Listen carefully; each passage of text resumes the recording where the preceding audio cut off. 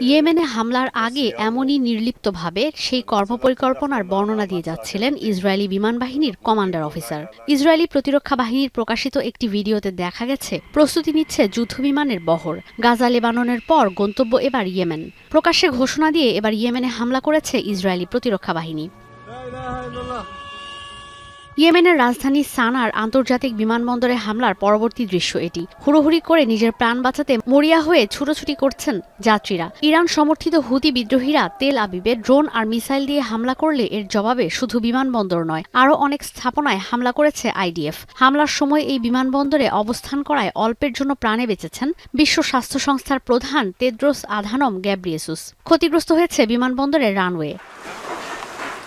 জাতিসংঘ বলছে লোহিত সাগর আর সানায় বিমানবন্দরে হামলার ঘটনা উদ্বেগজনক। ইয়েমেনে মানবিক সহায়তা দেয়া কঠিন হয়ে পড়বে, তীব্র নিন্দা জানিয়েছেন জাতিসংঘের মহাসচিব অ্যান্তোনিও গুতেরেস।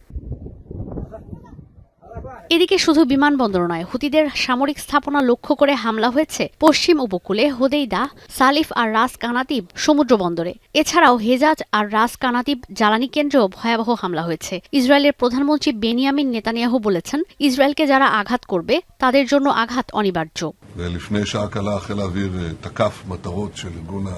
ইরানের প্রতিরোধ অক্ষকে শেষ করে দেয়া হবে বলেও মন্তব্য করেন তিনি। এদিকে এই হামলার পরপরই ইসরায়েলে ক্ষেপণাস্ত্র ছোড়া হয়েছে ইয়েমেন থেকে। মধ্যরাতে তেল আবিবে বেজে উঠেছে সাইরেন। হুতিদের পক্ষ থেকে ইসরায়েলকে কড়া জবাবের জন্য প্রস্তুত থাকতে বলা হয়েছে। তীব্র নিন্দা জানিয়েছে ইরানও। ইয়েমেনে হামলার মধ্যেই গাজার উত্তরে কামাল আদওয়ান হাসপাতালের কাছে ভয়াবহ বিমান হামলা চালিয়েছে ইসরায়েল। অর্ধশতাধিক ফিলিস্তিনির মৃত্যু হয়েছে। তীব্র শীতে খোলা মাঠে টানিয়ে রাখা তাঁবুতে বেঁচে থাকাই কঠিন হয়ে পড়েছে গাজাবাসীর জন্য। ঈশিতা ব্রহ্ম, এখন বিশ্ব। একনল হ্যান্ড ওয়াশ 100% প্যারাবেন ফ্রি, তাই নিরাপদ হাতের জন্য আস্থা রাখুন একনলে।